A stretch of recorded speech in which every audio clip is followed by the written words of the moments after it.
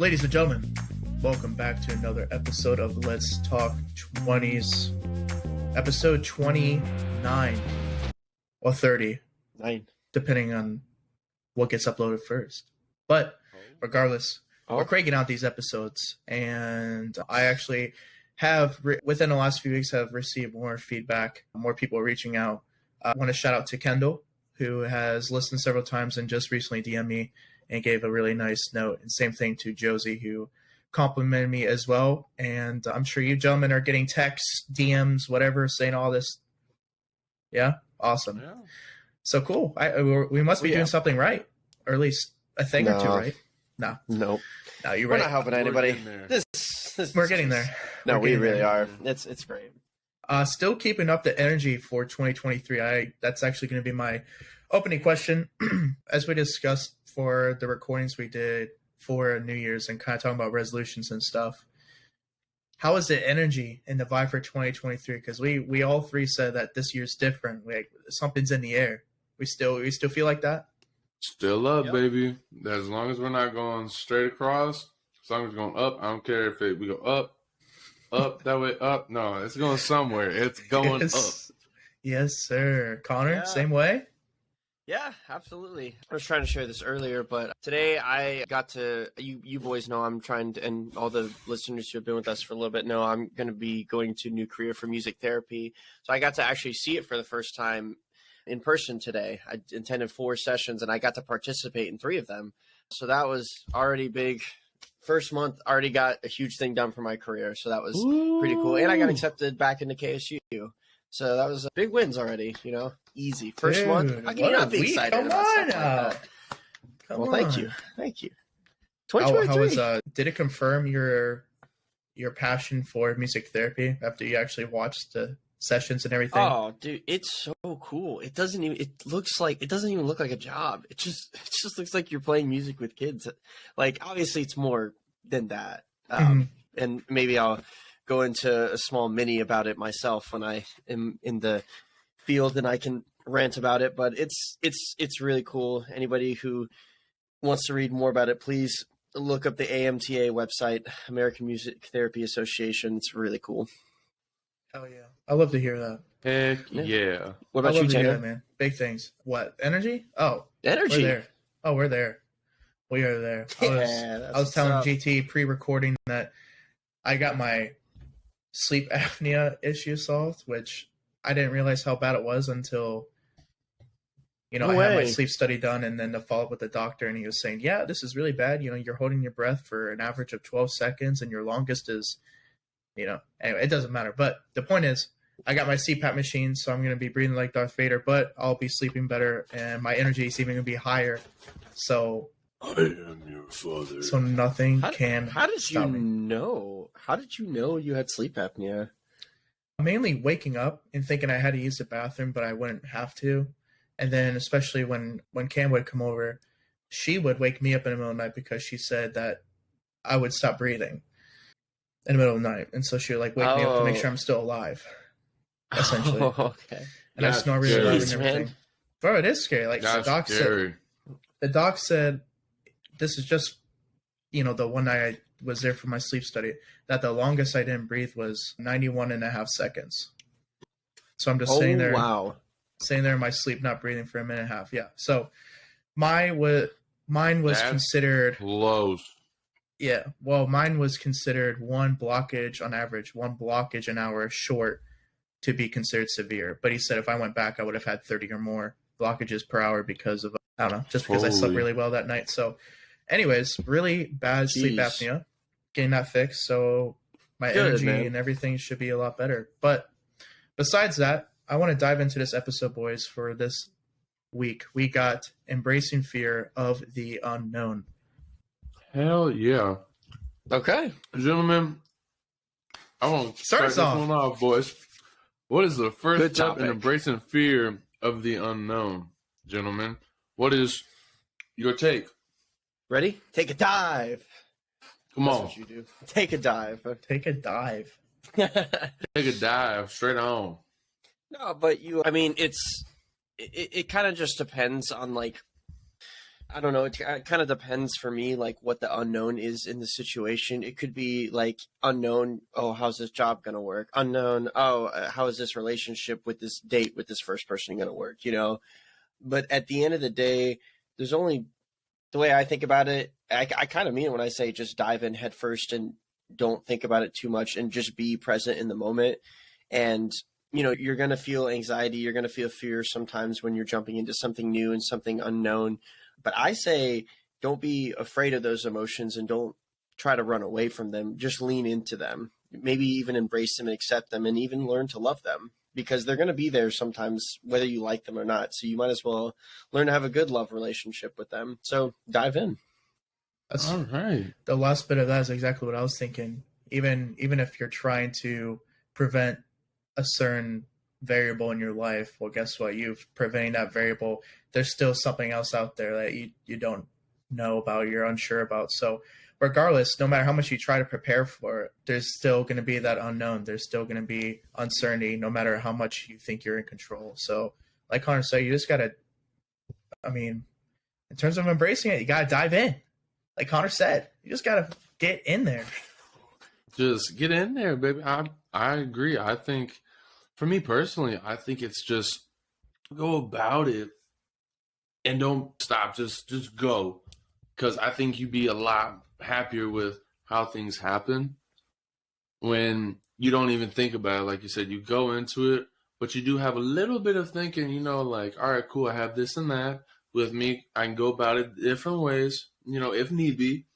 But for the most part, don't start holding back, because as soon as you start holding back, that's where it's going to slowly pull you away, and you're eventually not going to go and do it. Right? So It's something where commit to it.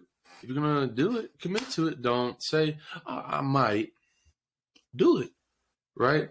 It's called unknown for a reason. And when people say, they talk about fear and unknown, you think about it, you get scared. Because it's literally what fear means, but also unknown. A lot of people want to know so that they can plan and go about it.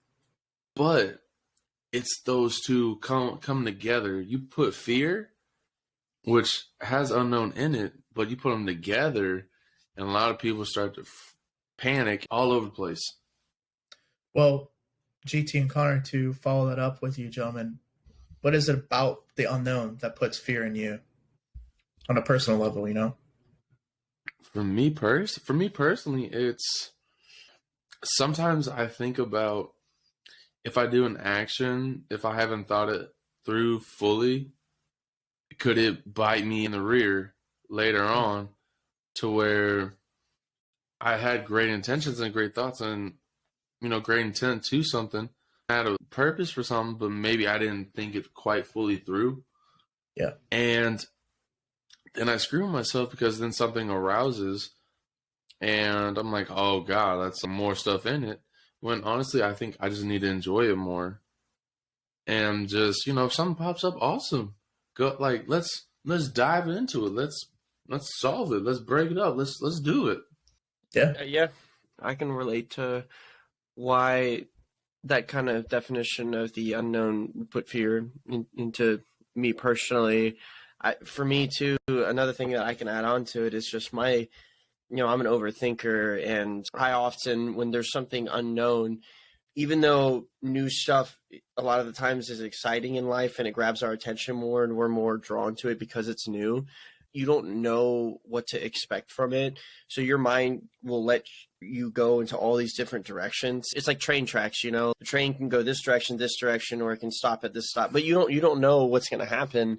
And so when you're, for example, like maybe starting a new job, you don't know what the people are like. You don't know what the work environment is like. You know what the building's like, the area around your work, like all these factors. It could be great and everybody could be really supportive, or it could be terrible. And because you don't know and you can't like tangibly put your mind behind something like physical, that's what stresses me out. And that's why the unknown gets scary for me sometimes, because I don't embrace the fact that I don't know, and I treat that sometimes as a bad thing. Really, I should just embrace it and go, well, I can learn something from it, but it's hard sometimes. It really is. Yeah, it's all about really it's just a mindset of it can be an absolutely miserable process or miserable thing for you to think about the future and what that can hold for you, good or bad. Or you can look at, like you just said at the end of there, Connor, about, well, I can learn something from this, or it can be a great moment for me. You know, everyone is so focused on possibility of the negatives of the unknown, but you, like you said, JT, you know, something in action can bite you in the ass, or you can reap the rewards for your future self. So it's one of those things where, yeah, there might be some negatives, sure, but what about the positives behind it? But what puts fear in me is probably the fact that there's times where I can do everything for my current present self, but something in the future could come up that I didn't know about, and I could just mess up everything that I'm currently working for.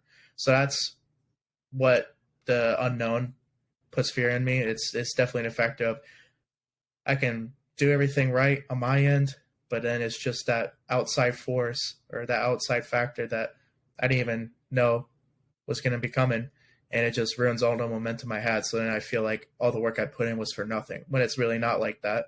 But, you know, that's my initial reaction. But to kind of also steer the direction into a quote that I think actually embodied what we just answered in a way. The quote is, many times the thought of fear itself is greater than what it is we fear. So how can this a quote apply to those in their 20s? I mean, the first thing that immediately came to my mind in fear of the unknown is what happens to people after they graduate college. And that was what the first episode was about Let's Talk 20s. There's so many unknown factors that happen after you graduate college that you might try to figure out before you graduate, you know, securing a job, maybe where you're going to live and what your general day-to-day is going to look like. But because everything was so structured beforehand, it's like you really don't know what it's going to be like. And so you fear what that's going to be, but it's almost like you're not like fearing anything tangible. You're just afraid of the feeling that fear gives you. Because I know fear for me, y'all, you know what fear feels like. It's like anxiety, and it's like dread. We hate. I feel like everybody hates that feeling. No, you guys gotta hate that feeling. Oh yeah. Oh yeah. I think that's where you gotta be mentally strong. You just can't let that affect you. And from like me personally, it's greater than what it is we fear. I agree 100%. Coming out of college, I think it's a massive topic and it's a massive event that people think it's very scary, because guess what? You're in the real world now. Like you said, a real job, you know, you got to start making money, because insurance and benefits, like insurance, bro. Dude, when we turn, 25 or 26? You're now on your own. You got to start paying insurance, or somehow you'll get like jacked up on prices on stuff. Or like something where you got to get rent, you know, like you can be kicked out of the house, or your parents take care of you. You can still be there, but at some point you're going to have to pay these bills, pay these taxes, and you're going to have to grow up and do your own thing, right? I agree. And Tanner, I want to hear what you were going to say. GT sparked something in my head. You talked about not just with college, but what we hear that we're supposed to do when we're in our 20s, when we're like doing all these big life events. And I know that's going to be, it'll be either the previous episode or the next episode, but you know, big life events and stuff like that. We hear about those expectations that people build up, but we don't know what to expect from them because we ourselves have never dealt with them before. So it's almost like the reason why the fear of the unknown is greater than the known is because there's so many factors that you can't control with the unknown. So that's just way scarier. And so I think because it's in our 20s, there's so much that's not established with you as a person yet. You know what I mean? Yeah. Well, that was essentially what I was going to say, especially when we're in our 20s. No, because a lot of stuff that we're experiencing or are supposed to do in our 20s is the first of something. First time having a house, our first marriage, having our first kid, possibly, you know, moving for the first time, all this stuff. And you can read all the books you want. You can watch all the videos online. You can have other people tell you what to expect or how things are going to go.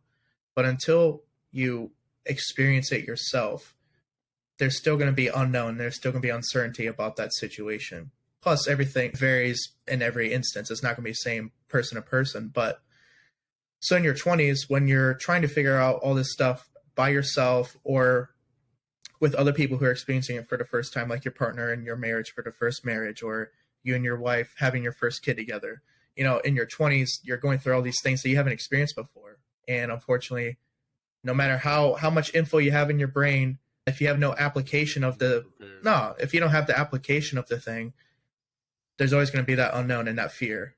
So that's why I think the quote is very relatable for people in their 20s. Yeah, I agree. 100%. You summarized it like right what I was thinking, man. And it makes me think of whether it's in your 20s or whether you were a teenager, even a kid, I'm curious, maybe getting a little more personal with us, thinking about times in our lives when the fear of the unknown has maybe kept us from something. Can you guys think of one time in your life when you've let the fear of the unknown keep you from making a decision?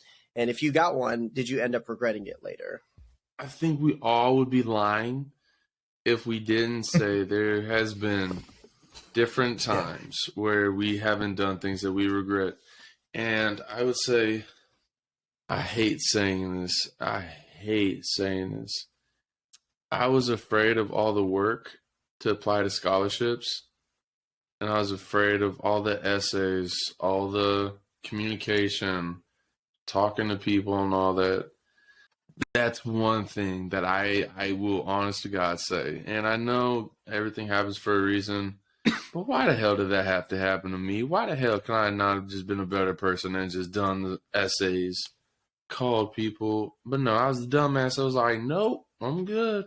One that I'm going to say is, I think a lot of people can relate to, especially on this podcast of Let's Talk 20s, because guess what? These loans suck. These loans are no fun to pay. No, they are not. So that's one. I'm going to say that's my one.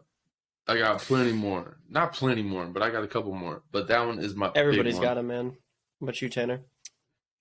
I don't know if I necessarily regret it, but something I've said over the years is that I really wanted to get into music.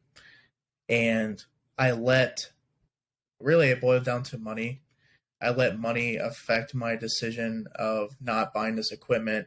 And I actually reached out to several people that were producers in Atlanta, and they were going to let me come out there and actually sit in the studio and see if it's something I was interested in. But I didn't want to do it because I was going to be driving 2 hours by myself to go to some undisclosed location into a music studio and stuff. So I had an opportunity to do that kind of stuff, but I decided purely based on money, which I'm glad I didn't, because that was around the time where my apartment complex said, hey, Tanner, cough up some money or you might be kicked out.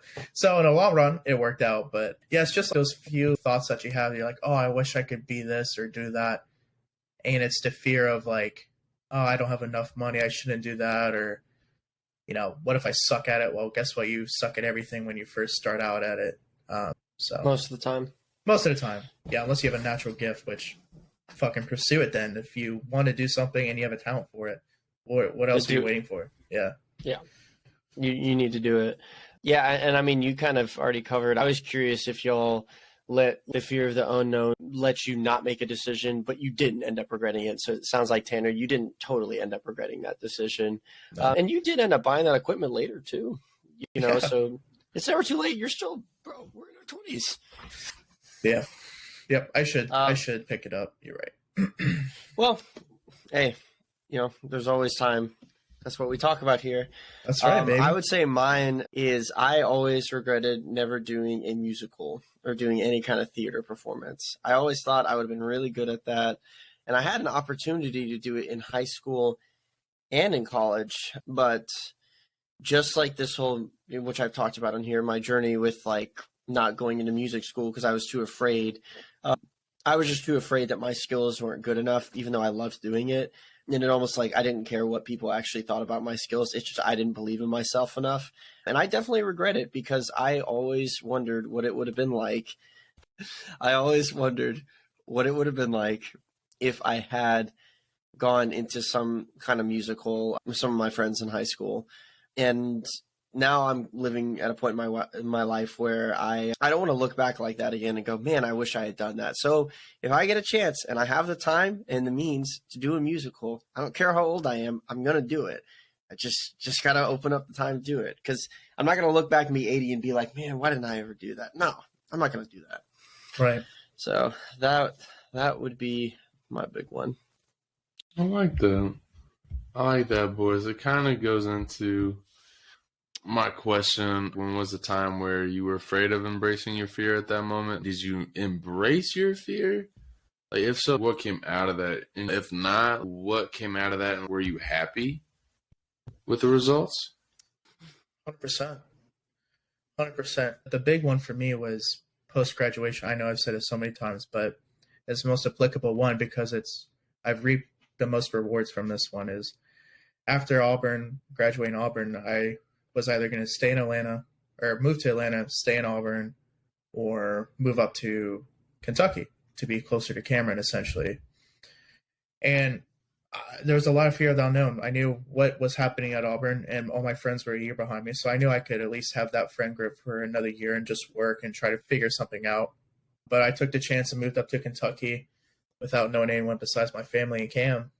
And, turns out I moved up here and the COVID restrictions and protocols in the medical facilities weren't as strict as Alabama. And I ended up getting the 2 jobs that I worked at for over a year and made a bunch of friends and connections as a result of it that were my letters of recommendation for grad school that turned into probably part of the reason how I got into grad school. So it was like this butterfly effect of one thing leading to another in a positive direction, because I didn't know when I moved up here if I would even have a job opportunity. I just moved up here and then I started looking at jobs, and I just said, fuck it, like what other option is there really? So I embraced it. Yes, I embraced the fear of the unknown, and then the unknown turned out to be okay. I like that. What about you, Connor? I mean, mine's eerily similar. I mean, there's multiple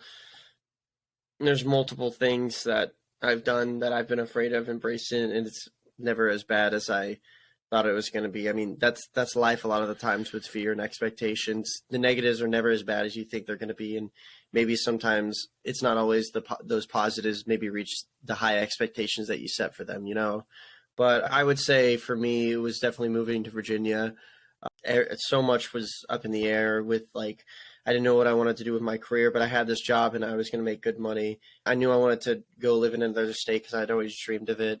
I was in a troubling relationship and didn't know if that was going to work. I mean, there was so much unknown, and I didn't know anybody up there except for my older brother, but I moved up there. And even though it was hard and there was a lot that was not great about it, when I look back on it now, I think about the fond memories, honestly, more than anything. The good big moments that I shared with people. None of the small, maybe daily troubles I had. I knew there was a lot of them, and I had some dark times, but I don't know. I always try to see the positive side of things, and so it was a good thing for me as well, Tanner, I would say. So I can relate to, in a way, what you're talking about, and then we've talked about that at length, you and I personally. But GT, I haven't heard about your story. So to keep this short, I was afraid to come home after I got basically almost expelled. I got suspended for 6 months, and I was scared. I thought I just really screwed up in life. I gained so much weight. I got suspended out of college I was in, and I lost all my offers everywhere else. And I thought I wasn't going to go nowhere. All I was going to do was going to go to community school and do nothing and just be like, and honestly, I thought I was going to be like a low life, and I was going to be doing nothing. I was going to do a whole lot with my life. But, and this is not taking anything against people who go to community schools, because sometimes going to community school is the absolute right thing. But I was in such a dark place to where I thought life was going to be horrible for the rest of my life.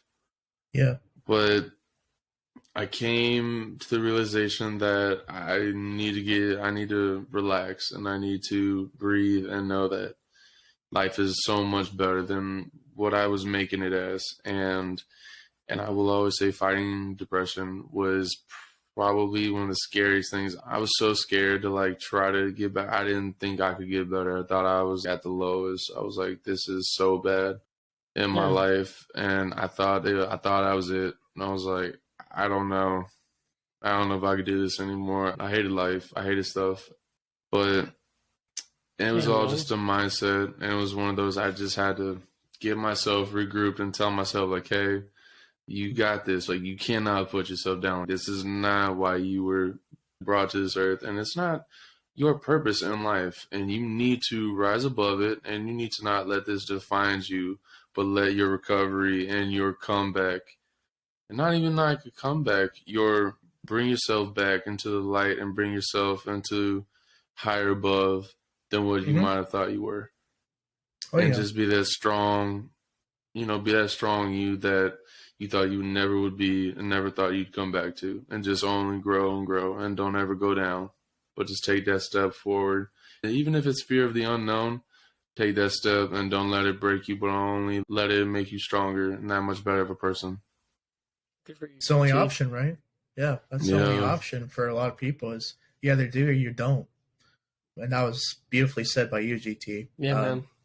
I remember helping you out through that situation. Obviously, being in college as well and being far away from you, it's really hard to only text or call you and try to make sure you're in a decent headspace and are pushing yourself in a good direction, because there for a minute it almost seemed like you were about to give up.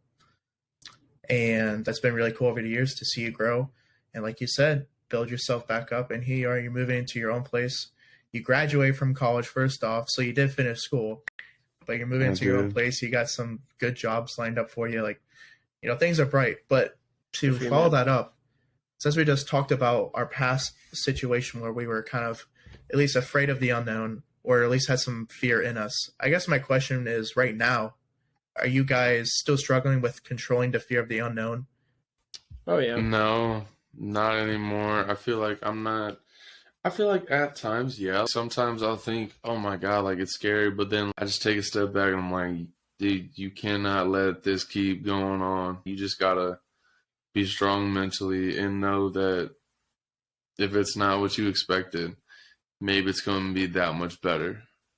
If you don't know what it is, because then you can just go in it with a clear mind, clear headspace, and it could be even better than maybe what you had originally thought of. Yeah. What about you, Connor? Well, I mean, I'm glad that GT, you from where you came from, you can pull yourself out of this now on a day-to-day basis, it sounds like. And when stuff gets tough for you, you've got a good frame of mind about it, and you got a good support system, man. So good, man. For me, even though I have all these things as well, I still feel like I deal with fear of the unknown and really just fear of the known on a daily basis. And it's because, again, we talked about it earlier, I struggled for so long with just being afraid of fear itself. So it didn't matter. It's almost like I would just get afraid and anxious of nothing. But it like didn't matter because I couldn't pull myself out of my own emotions.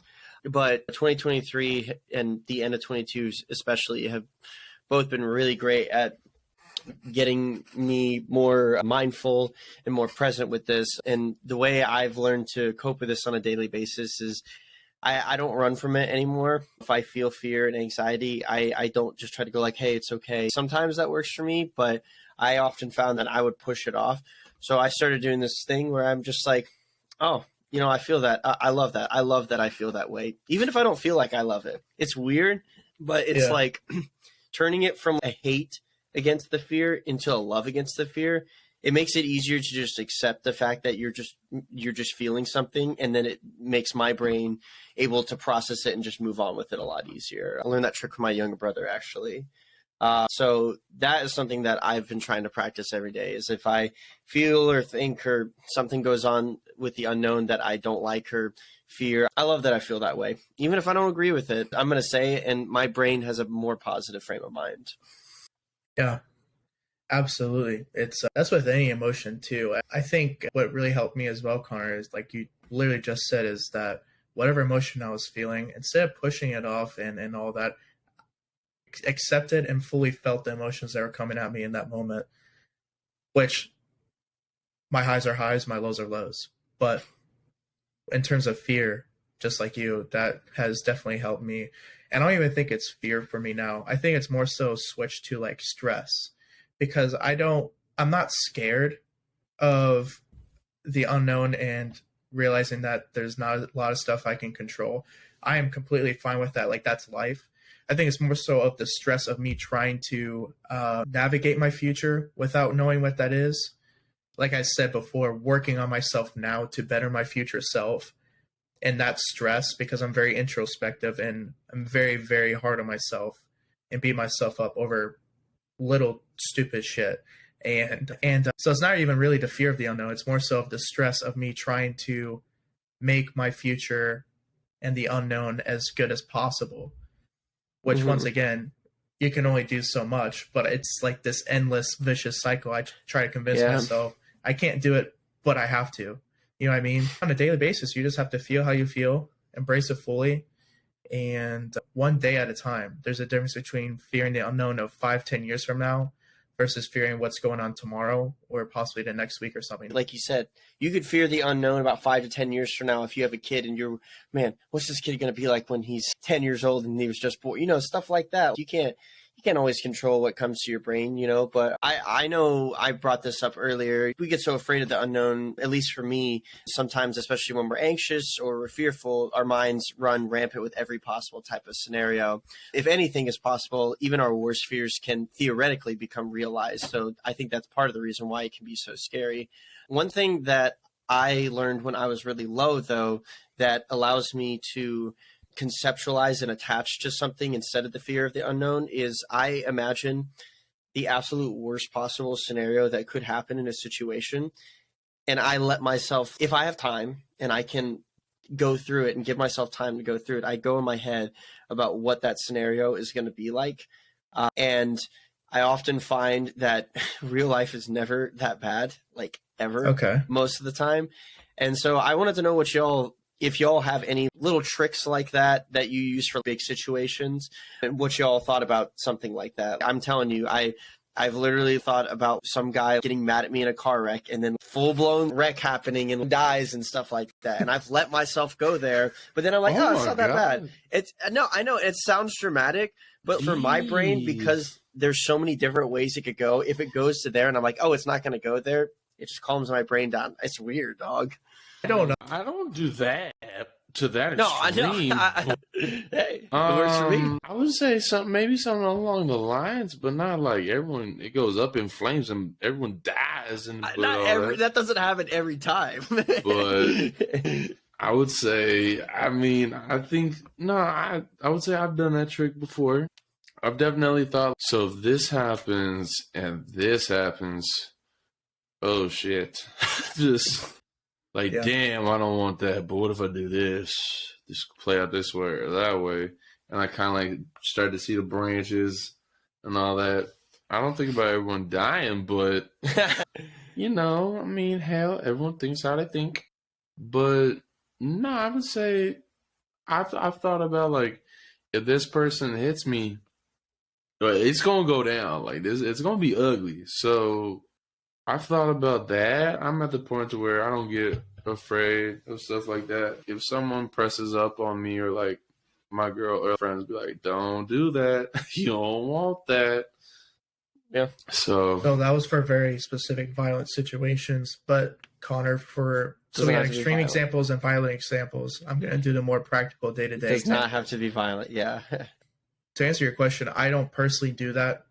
I don't think I ever really got into that. And the reason why I say I haven't is because for me and how my mind works, if I went down that road, then I'm going down the road of all of the bad possibilities that can happen. And then even just thinking about that and instilling that thought into my head, it automatically makes me either doubt myself or doubt the success of the situation or whatever. So I try to avoid that personally, just because of how, I would say, inquisitive I am. So if I let one thought fester, then it turns into thought a 1A, 1B, 1C, etc. Right. And so if I went down that negative road, then that's where my head would be at, and then it kind of defeats the whole purpose of embracing the fear of the unknown and trying to just say more of like it is what it is, rather than the notion of thinking of a bad scenario of the situation and hoping it doesn't happen to make myself feel better. But I know what you're trying to do there. I can see how that would ease your mind. It wouldn't work for me. Yeah. Yes, for you. And that's the beauty. Everyone has their own coping methods or different ways to handle stress. But that's interesting, Connor. That's an interesting train of thought to help you. But if it works, it works. I commit to embracing fear of the unknown to the absolute extreme. And again, I'm not suggesting this as advice for people who are listening to this. I mean, hey, if you think it sounds cool and you want to try it, do it. But like, if it stresses you out in the moment, don't do it. Don't do it. I'm right. On that one. I don't like putting negative thoughts up top. So because I overthink and I have those thoughts anyways, I have to embrace them because for me, they happen without me thinking anyways. I have those intrusive thoughts that are negative anyways. So I have to embrace them in a very extreme way sometimes because it's so daily and constant for me that getting to there and then going like, okay, well, that's not going to happen. Then that brings me more centered afterwards. And then I can look past the intrusivity, if that makes sense. I gotcha. Maybe that was the difference between you and I in that regards, because those intrusive thoughts don't necessarily pop in my mind as much as they probably do for you. So therefore, I'm not forced to think of them because I'm like you in a regard where if something does come to my mind, then it's there. Right. So yeah. My brain's learned to, hey, Tanner, let's not, have all this self-doubt because then get fucked kind of deal. You know what I mean? yeah. I guess so. You don't want to get fucked like that. No, I don't want to get fucked like that. I think going off of that kind of leads into what I think our last question is, because we always talk about advice and tips. How can people make it easier to embrace their fear even when it seems like it's the scariest thing in the world? Like, I genuinely want to know. I want Connor to go first. After what I just heard come out of Connor's mouth, what in the world? Is it the same thing, or is it like something along the same lines? It's a combination of what I said and what Tanner said. I mean, how I embrace my fear is not going to work for every person in the world. Maybe somebody experiences intrusive thoughts and anxiety the same way I do. Okay, so maybe they can try this tactic, but the only way you can know if it's going to work is if you embrace it and, like we said at the beginning, dive into the fear in the first place. Because whether you like it or not, you're going to experience fear, anxiety, doubt, and you're going to experience the unknown because you can't possibly experience everything in life. Like, you're not going to know everything. And the only way that you can learn how to embrace it and learn to not be afraid of it, even when it seems like it's scary, is number one, it's kind of like I said this earlier.